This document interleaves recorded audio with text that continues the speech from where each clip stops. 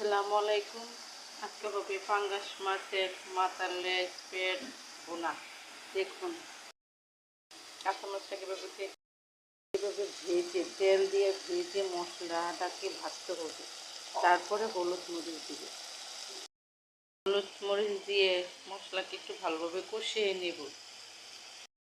তারপর মাছটাকে এভাবে ঢেলে একটু নাড়াচাড়া করব।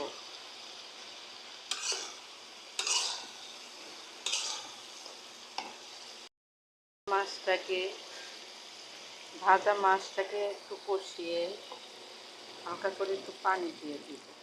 আপনারা যতটুকু ঝোল খাবেন ততটুকু পরিমাণ ঝোল পানি দিন।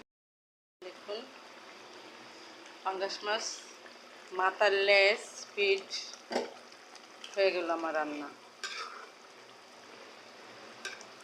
যদি করে খেতে মন চায় চলে আসবেন আমার পেজে।